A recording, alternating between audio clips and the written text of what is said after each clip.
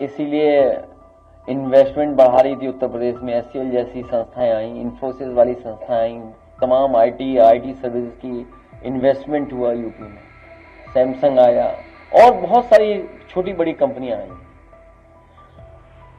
ये पहली घटना नहीं है जहां अमेरिका इस तरह से व्यवहार भारत के साथ कर रहा है।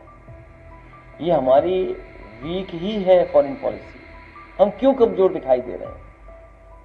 आखिर हमारी तैयारी क्या है? कल को और देश ऐसा करेंगे तब आपकी तैयारी क्या है?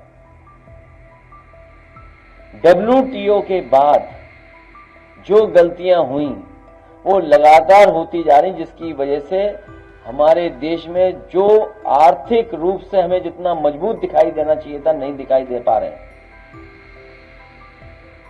हम दूसरे देशों पर निर्भर होते चले जा रहे हैं। हम दूसरे देशों पर हर चीज के लिए निर्भर हैं। हम खाद के लिए दूसरे देशों पर निर्भर हैं। सोचिए, हम तेल के लिए दूसरे देशों पर निर्भर हैं। रिफाइंड तेल दूसरे देश से आ रहा है। एक लंबी सूची है। सोचिए, जिस देश से हमारी जमीन को लेकर के कई बार झगड़े हुए हैं, छीनी हमारी जमीन, उस देश के साथ हम लगातार व्यापार बढ़ा रहे हैं। इसीलिए इन्वेस्टमेंट बढ़ा रही थी उत्तर प्रदेश में। एचसीएल जैसी संस्थाएं आई, इन्फोसिस वाली संस्थाएं आई, तमाम आईटी सर्विस की इन्वेस्टमेंट हुआ यूपी में। सैमसंग आया और बहुत सारी छोटी बड़ी कंपनियां आई। ये पहली घटना नहीं है जहां अमेरिका इस तरह से व्यवहार भारत के साथ कर रहा है। ये हमारी वीक ही है फॉरेन पॉलिसी। हम क्यों कमजोर दिखाई दे रहे हैं? आखिर हमारी तैयारी क्या है? कल को और देश ऐसा करेंगे तब आपकी तैयारी क्या है?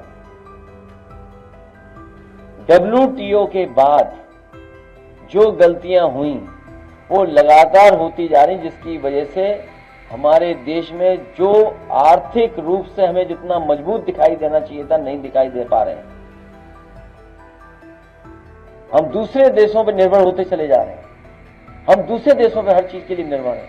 हम खाद के लिए दूसरे देशों पर निर्भर हैं। सोचिए, हम तेल के लिए दूसरे देशों पर निर्भर हैं।